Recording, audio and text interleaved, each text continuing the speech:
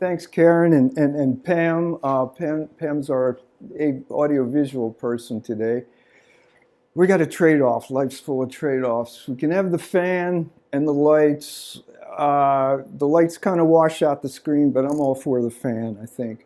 And we need you to talk loud because you've got a peanut gallery. Okay, we got the gallery out there. So my friends and family are salted around the audience, so be careful what you say. And we need a bigger parlor. So did anybody step outside at 6 a.m. this morning? Was that refreshing or what? Oh my goodness. So I'll jump right into it.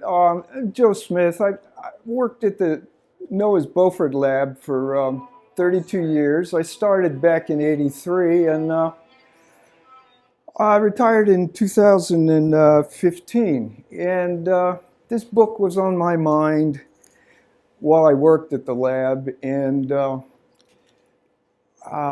let's see if I can get this to fast forward. There we go. So why does anybody write a book about Menhaden? It's the second largest fishery in the country by weight, and very few people know about it because we generally don't eat the fish. But there's quite a few books out there, but two of them are dated and two of them are recent. One of my heroes, George Brown Goode, worked for the U.S. Fish Commission back in the late 1800s, and he wrote a seminal book on the Menhaden fishery back in the 1800s. It took almost 100 years until we had another book about the fishery, and that was John Fry, who I'd met back in the 90s, I guess. John lived up in northern Neck, Virginia, where the big fish factories were up in Reedville, Virginia. And John, he was a journalist, and John's book is mostly about the families that grew the fishery, the Petrues, the Wallaces, the Humphreys. John's book's a bit dated. And then our own Barbara Garrity Blake, she wrote a socio-economic review of the Menhaden fishery, and this is essentially her PhD dissertation that she did put into book form. And then our own Steve Goodwin from Beaufort wrote his book Beyond the Crow's Nest, and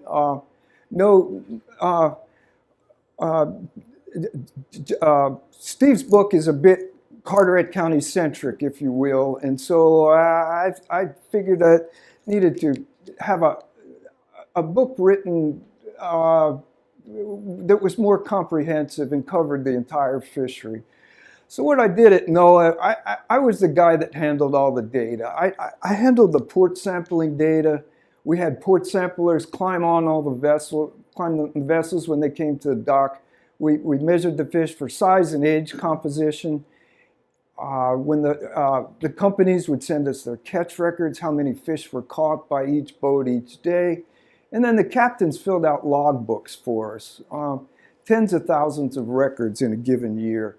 And we'd merge all this data together at the end of the year, and eventually it would go into the stock assessments, which would tell us the health of the stocks. So despite hundreds of research papers that were done at the laboratory on Menhaden, the Menhaden fishery, I recognized the need for some overall volume on the fishery. So beginning in the 90s, also there started to be a great deal of misinformation out there with the advent of the internet about the fishery. A fellow named Bob Chapidin, he hired me in '83. Bob was the quintessential federal employee, I think. Bob's quote to me my first week was, "Initial everything, date it, and save it." John Mariner was one of my supervisors. John always saved a folder of interesting stuff that happened during a calendar year. He called it notes, quotes, and anecdotes, and I kind of followed up with that. I kept a weekly journal. I said, I'm onto something here, and I kept a journal of things that happened in the fishery, conversations I had, clippings from newspapers, and then emails. 3 decades of that. I had 4 file drawers. I kept file cabinets, drawers full of documents. And so, again, I knew there was a story to tell, and I decided to write a book. Much easier said than done. So, my writing timeline, 2015 retired, and here we are, 2025. What transpired there? 2 weeks after I retired, my son, who is a captain on a container ship, invited me to travel with him on his ship from Houston to Norfolk, 5 days. I took my notebook with me, and I honestly sketched out chapters and major topics that I needed and gaps in what I needed to fill in. In 2016, I sorted things out by chronologically and by topic. Then I realized I wasn't going to accomplish this on the dining room table, so I needed somewhere to work. I had a room over the shop. It took me 2 years to finish that off. I started writing in earnest probably 2019, 2020, and 2 years into it, I came up for air. I said, I need an editor. I had written a number of scientific articles for journals, scientific journals, but I had never tackled anything like this. Probably one of my best moves was I hired Patty Marraro. Patty was our librarian at the Beaufort lab, and she had retired. She was familiar with the subject matter, fisheries and the Menhaden fishery. Plus, she's an excellent editor, very meticulous. Literature cited and footnotes and endnotes in a book is a different civilization from journal articles, and I learned that the hard way. I really had a final draft last December, and in January I signed an agreement with a publisher down in Charleston, and distribution day was just about a month ago. It's out there on Barnes and Nobles and Amazon. So here's my quandary. The book was available May 20th, but I hadn't had author's copies mailed to me till about 3 weeks after the fact. I got a little anxious there. People are calling me, telling me they ordered it on Amazon Prime and it was delivered, within a day or two.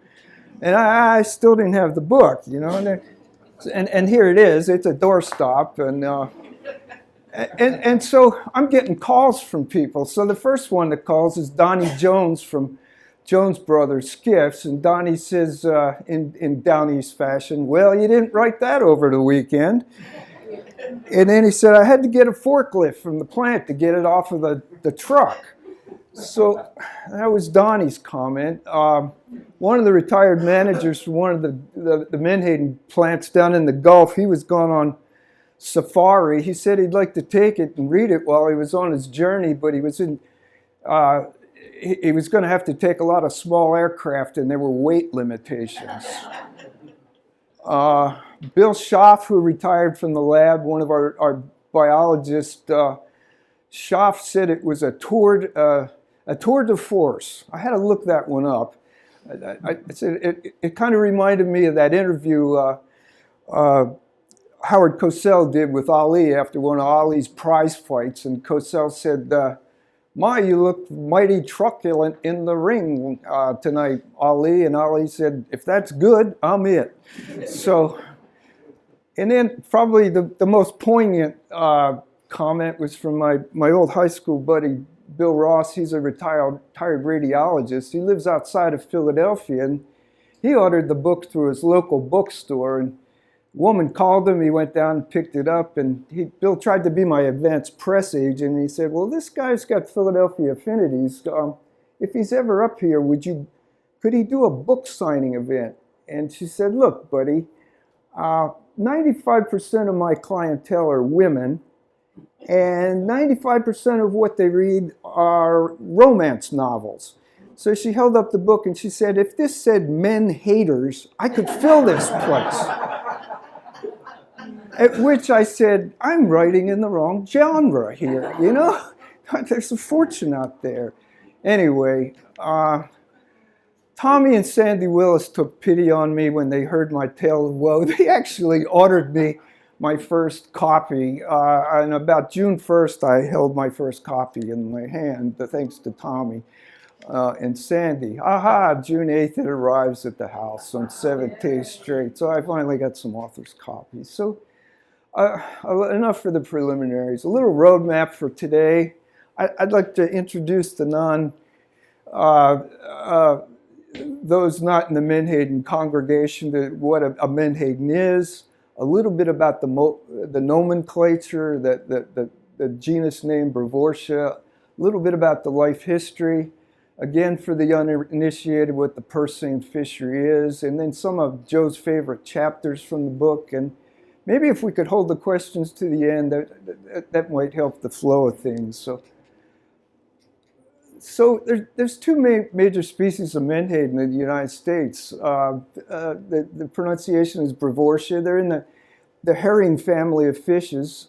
They're estuarine dependent. The juveniles have to spend just about their first full year in the estuaries. The adults are marine migratory. They migrate up and down the coast. But another term for them is ubiquitous. They occur almost all the way from, like, in this area up to Newbern, almost up into 0 parts of salt and into the nearshore ocean waters. And two of the species, Gulf and Atlantic menhaden, form dense schools near the surface, and they're the targets of a major U.S. commercial fishery. So the Atlantic menhaden, the bigger of the two species, occurs from about West Palm Beach up into the Gulf of Maine. Although it's most abundant southeast U.S. and the mid-Atlantic coast, average 8 to 10 inches, over a pound. We've made measured some exceptional specimens up to 3 pounds, but they are exceptional. And most in the commercial catch are 1 to 3 years old, but some are up to 5, and our max age is about 10. Its brethren in the Gulf Coast, the Gulf menhaden, a smaller animal, shorter lived, 1 to 2 year olds mostly caught, maximum age 4 years, and a smaller fish, about 8 ounces or so. Occurs from probably down to Naples, Sarasota, Florida, all the way around to Veracruz, but most abundant off the Mississippi and Louisiana coast. And the twain do not meet. The Florida Peninsula is a barrier. It's a biological barrier to them coming together. So a little bit about the naming conventions. I found this neat. There's a fellow named Benjamin Henry Latrobe. He was a neoclassical architect back in the turn of the couple of centuries ago. He actually supervised construction of the waterworks in Philly. He engineered the C&D Canal. And Jefferson chose him to oversee the construction of the U.S. Capitol. And yes, Latrobe, PA, is the home of Arnold Palmer, is named after his son, who was also an engineer. But the neat thing about Latrobe was he fell ill. He was convalescing on the York River, the shores of the York River in Chesapeake Bay, and he was enamored with these vast shoals of fish along the shoreline, and he called them bay alewives, and he actually described them, and he was a bit of a naturalist. I think a lot of the professionals back in those days were trained in naturalist disciplines. So he named this animal Clupea tyrannus. He got the genus name, the first name, wrong, but he gets credit for the second name, the species name. But Latrobe was more enamored with the isopod that occurs in the gill chamber of menhaden. This little flat isopod has lots of little legs, and it adheres to the inside of the gill chamber. He was enamored, and he named this isopod Praeguster, foretaster, and it was a throwback to back in the emperor's days in Rome, when the Roman emperor had somebody to taste his food so he wouldn't get poisoned. So this isopod is there in the gill chamber of the menhaden that tastes the food before he ingests it. Along comes a guy named James Carson Brevoort, he belonged to one of the oldest Dutch families in New York City. And he was a close friend of the head ichthyologist at the New York Museum, Thomas Gill. And Gill did a revision of the Menhaden and herrings, and he said, Menhaden's not really a river herring. We're going to give it its own genus name. And in honor of his buddy James Carson, he called it Brevortia. However, there was a little bit of debate about the species name. A couple of fun facts. There was a Brevoort Hotel and Cafe on Fifth Avenue, and Charles Lindbergh got his prize there for flying across the Atlantic. And it was demolished, but there is still a Brevoort apartment complex there. So here's my hero, George Brown Good, wrote a seminal article on Menhaden, and he kind of settled the controversy about the naming of the two Menhadens, and it's officially Atlantic Menhaden is Brevortia tyrannus, and the Gulf is Petronus.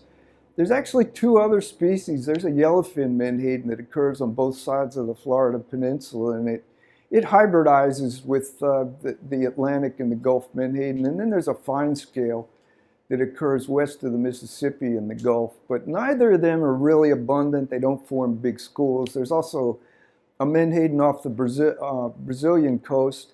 That doesn't seem to form large schools either, or we'd probably have an industrial fishery down there. And then there's something called a bonga shad that's over on the west coast that I've been told is a dead ringer for a Menhaden.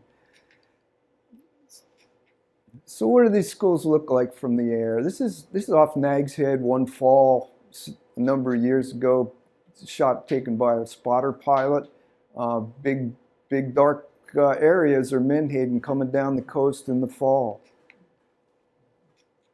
One of the boats that pursues the fish now, about 175 feet long. A lot of the vessels in the industry are recycled Gulf oil supply rig boats that are retrofitted to fish Menhaden.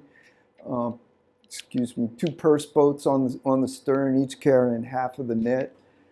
Just a cartoon of what a purse seine actually is. The two purse boats depart from the steamer or the carrier vessel and set the net and purse it up just like a lady's purse. And then in the days of yore, the title of Steve's book, Beyond the Crow's Nest, that used to spot fish from the crow's nest after World War II, light aircraft were begun to use to find the fish, locate the fish, and help set the nets. And just a couple of shots of the purse boats separating and then surrounding a large school of fish. And then the purse boats come along the side and they pump the fish into the hold of the steamer and then on to the next set. A little bit of history of where the fisheries have been. The Atlantic fishery peaked back in the 50s, peak landings in 56, and then landings declined, poor recruitment throughout the stock, a little bit of a rebound in the 80s, and then another decline in the 90s. Jewel Wheatley's factory over in Beaufort out of business in 2005, and since then there's been one factory up in Reedville, Virginia with 6 or 7 boats. The Gulf, on the other hand, as the Atlantic was declining in the 60s, a lot of the companies and families on the East Coast looked to the Gulf Coast, untapped, almost virgin fishery down there, moved some or all of their operations to the Gulf.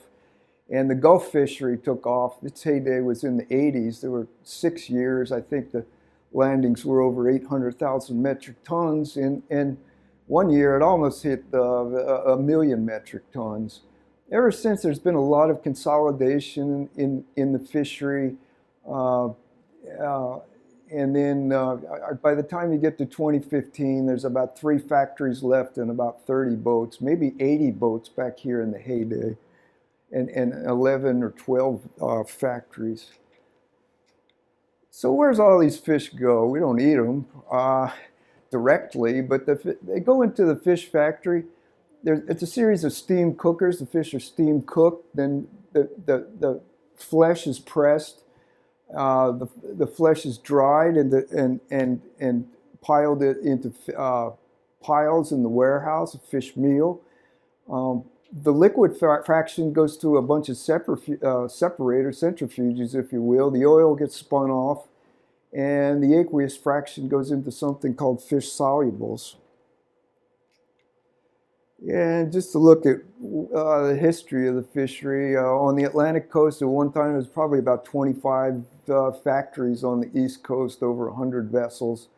And back in the 50s, 89 was probably 5 or 6 factories and maybe 30 vessels.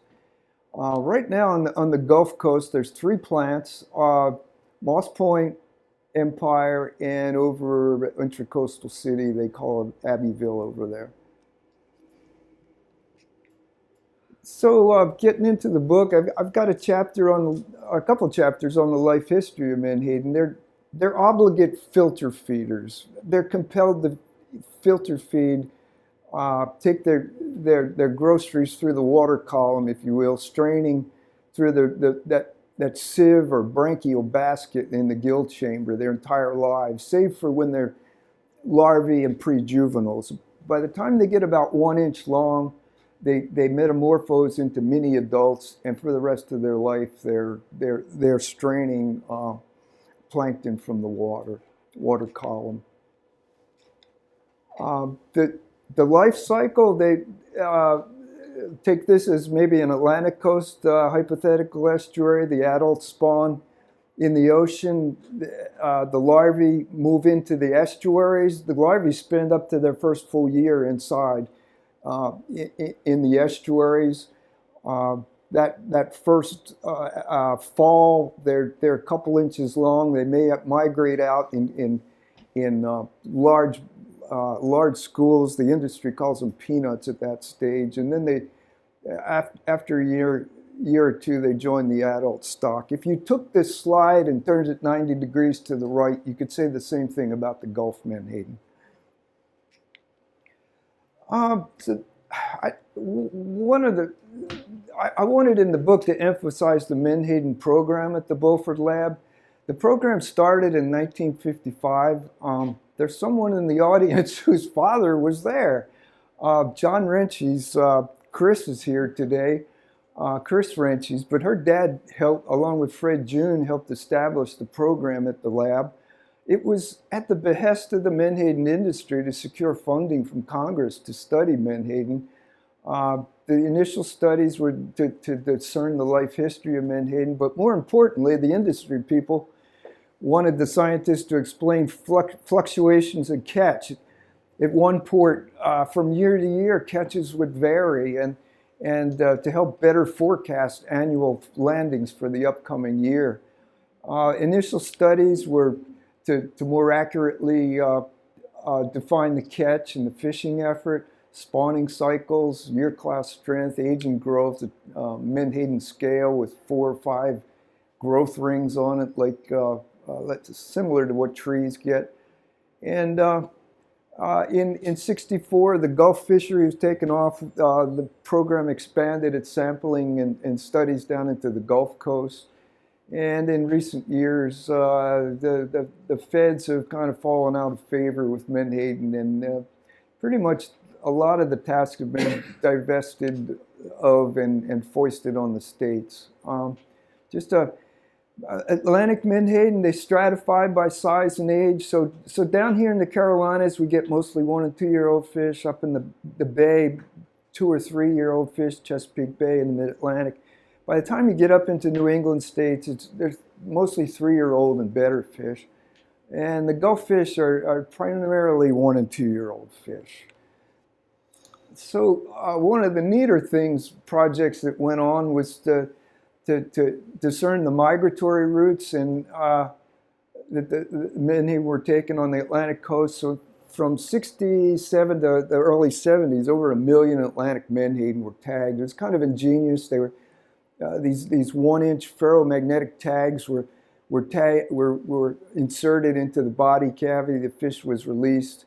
You wouldn't get the fish back, but you'd get the tag back because there were magnets strategically placed in the factories that would recover all kinds of ferrous material, but we'd also get the tags. So we learned that it's a unit stock, that there's not separate stocks of menhaden on the Atlantic coast, and they stratify by size and age, and there's a big migration in the fall.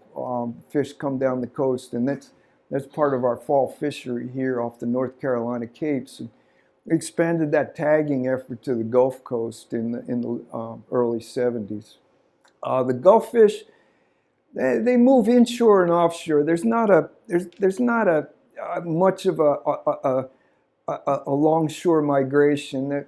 The younger fish tend to wind up maybe a year later closer to the Mississippi Delta, but it's more a summer inshore, winter offshore to spawn migration in the Gulf. So I've got a chapter or two on conversion factors. Every industry's got jargon, of course.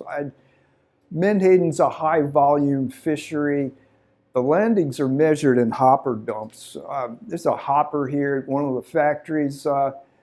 Uniformly throughout the industry, a hopper measures 22,000 cubic inches. If you can imagine a cube that's about 28 inches on edge, that would be about the volume of a hopper. It holds on average 670 pounds. In industry jargon, that's 1,000 standard fish. So hence one standard fish is about 2/3 of a pound. If you talk to anyone in the industry, you'll hear the lingo. You might hear, he caught 450,000 fish yesterday. Well, what is that? That's 450 times that 670 number. He caught over 300,000 pounds of fish. For an annual catch, you might hear something like he caught 51 million fish. That's 51,000 dumps of the hopper. That's over 34 million pounds of menhaden by one vessel. You'll have to read the book, but some of my favorite jargon on fish sizes are river rats, mammy shads. I like this one, Nassau gangsters. That's fish that blow through here in the spring and are really difficult to catch. Ouija boarding is something that boats do, and they're not able to find fish very easily. And thundering is a pretty cool thing the fish do, but I'm going to let you read about that one. So what do all these fish get processed into? Fish meal. Meal is over 70% protein. It's rich in B vitamins and cofactors. Historically, it went into poultry and swine feed, but since about the 90s, it's been important in aquaculture feeds and now more in pet foods. I think IAM's pet food is a big buyer of the meal.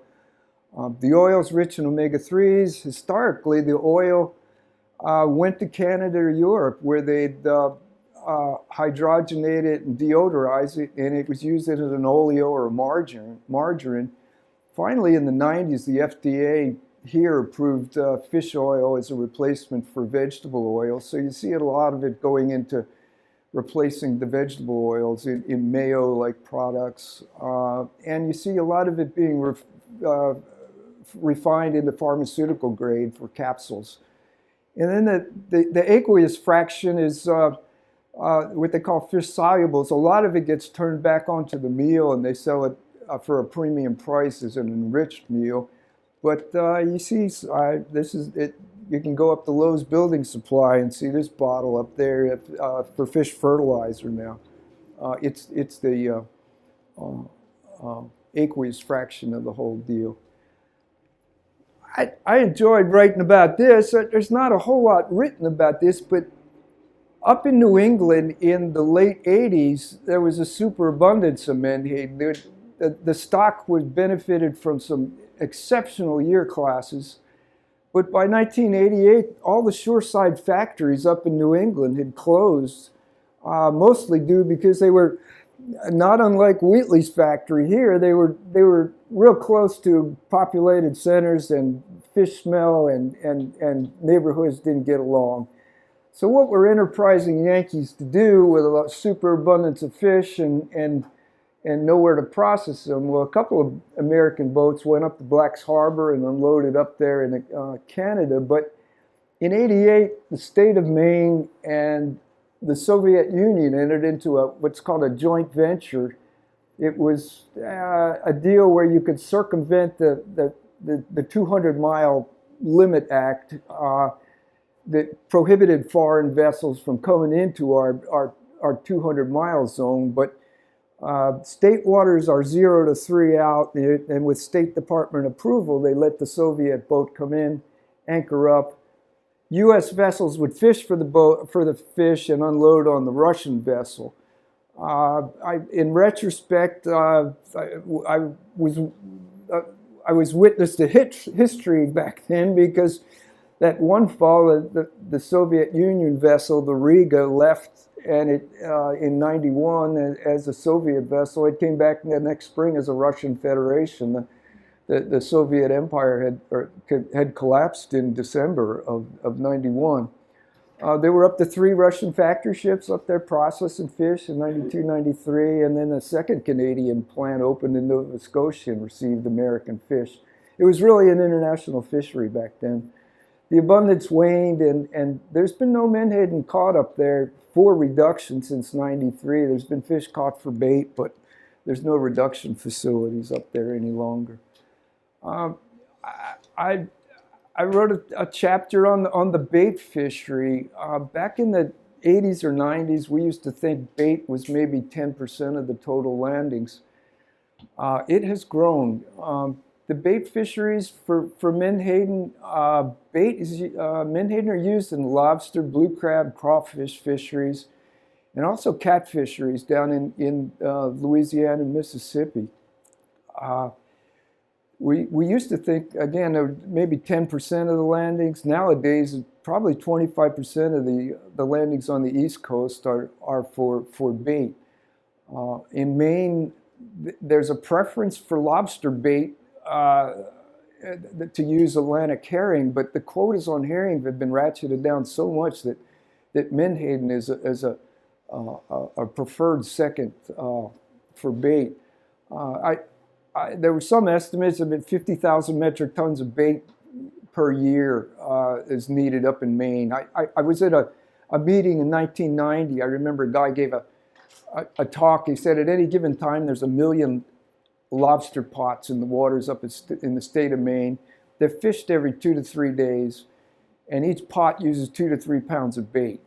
So you can do the math. Massachusetts and Rhode Island have historically had bait fisheries, but a lot of those families that were into that business up there moved to New Jersey. Jersey's now a big producer of bait, especially in Cape May, and they rival the Virginia landings. And Virginia has a rich history in catching bait. They had little rigs called snapper rigs, about 100 feet long. Our Hush Puppy, if some folks might remember the Hush Puppy that fished over there by Town Creek Marina at Sea and Sound. Jules' boat, the Taylor's Creek, went up there to fish in Virginia, but they were scaled down versions of the big steamers, often using only one purse boat. Those have gone by the wayside. There's now 2 large steamers fishing for bait up there in Virginia.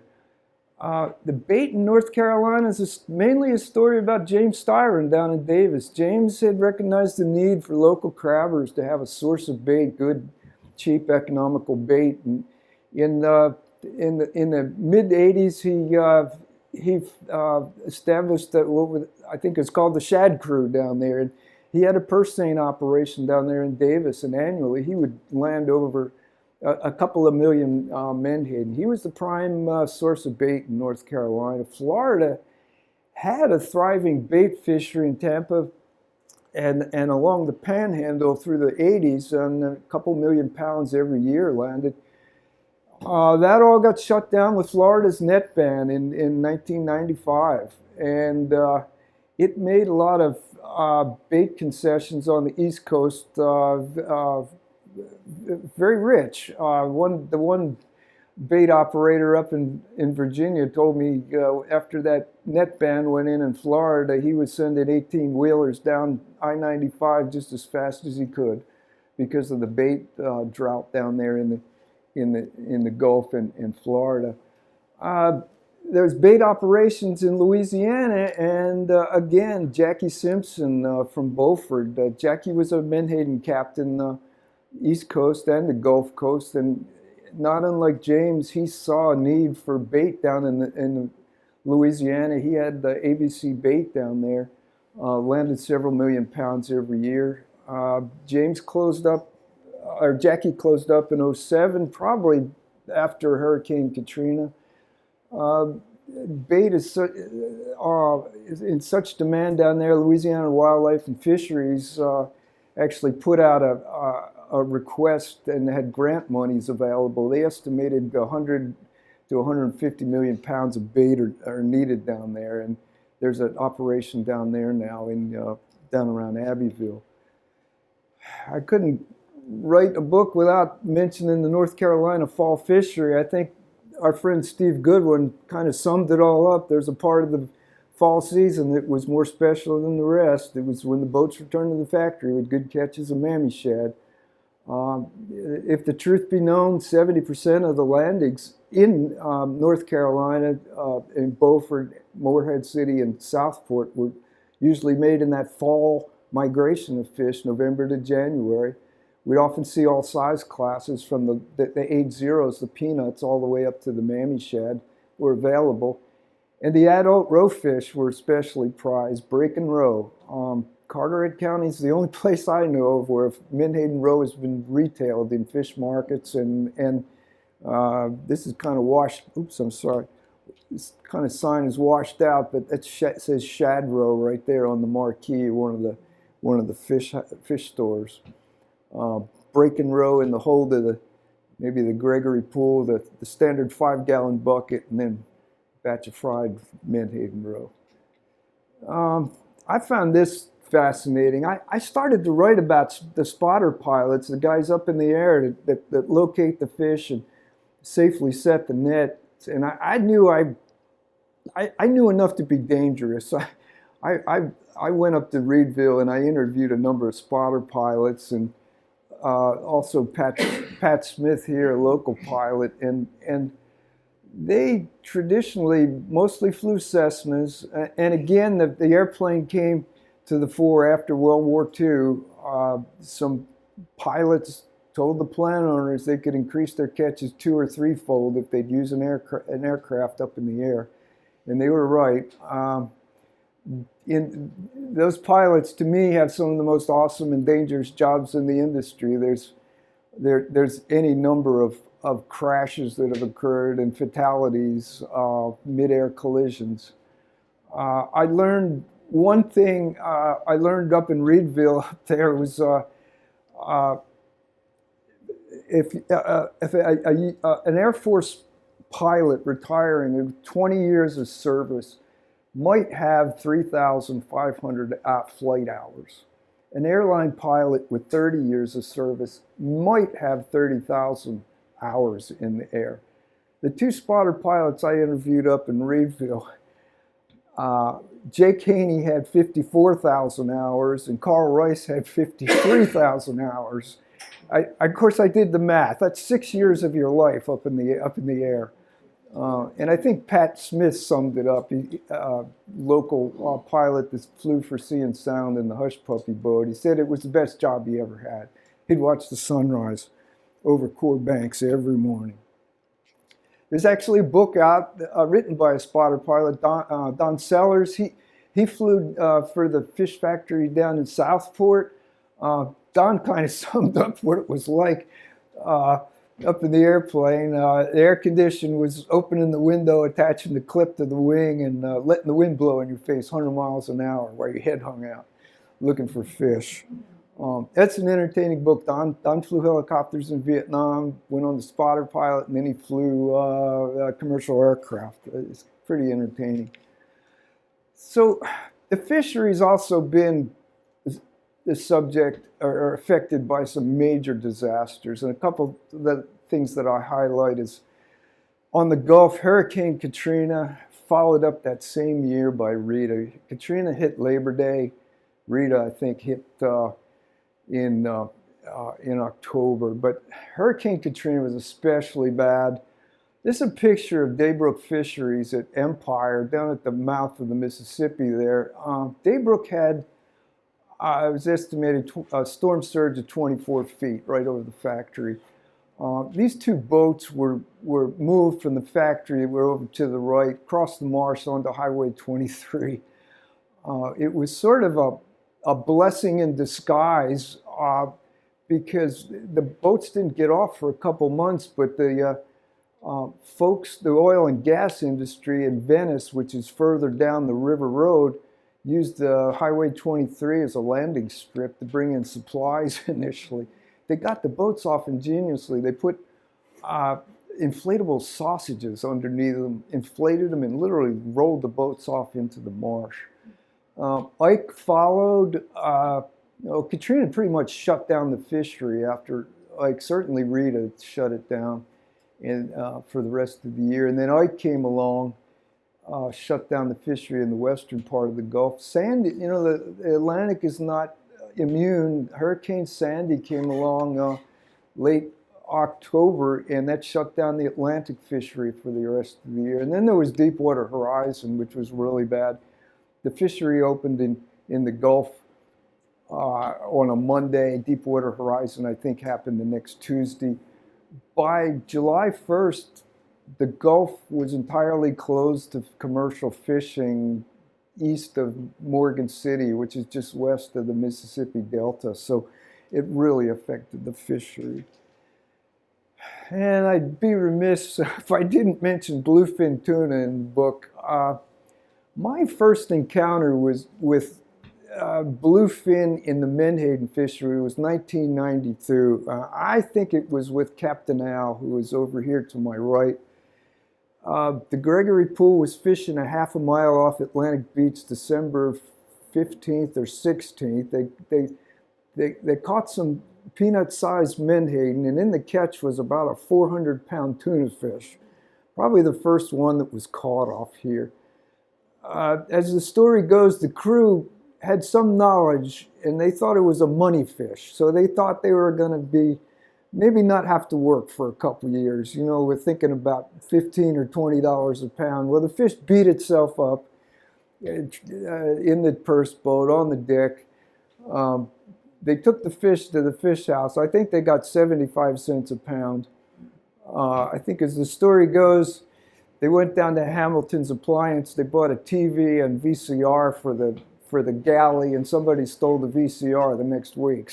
So after that, like the tuna were discovered up at Hatteras and off Cape Lookout, and it's no wonder they're here. That there's a couple of students, one at Duke, one at State, looked at the food habits of the bluefin here, and they are chowing down on menhaden. 90% of the food items by weight in the guts of these big tuna fish are menhaden. So I'm running out of steam here. I'd like to acknowledge a couple people that were really helpful along the line. Patty was my editor. She was very meticulous and improved the book immensely. I worked with Palmetto Publishers down in Charleston. They were very, very professional, very methodical. The images, the drawings on the book and throughout the book are by Joe Jewell. He was a biologist for Mississippi Marine Resources, also a great artist, I thought. I always admired his fish drawings, and he gave me permission to use the illustrations throughout the book. The menhaden industry bent over backwards to help me out during my career and in writing the book. I got to give a shout out to Captain Al and Captain Steve, who are with us, or Steve Goodwin, who are with us today. When in doubt about something that occurred in the fishery or I needed a picture of a boat, Steve and Al were there.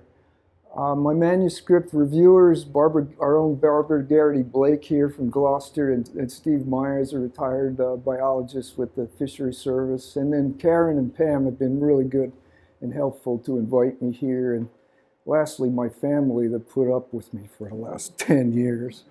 So you see this guy, this is my protege out there. He likes to speak the Gospel of Menhaden for me. He might be hawking books for me. It's my grandson Fisher. So I'm going to take a drink of water and I'll entertain questions. So thank you.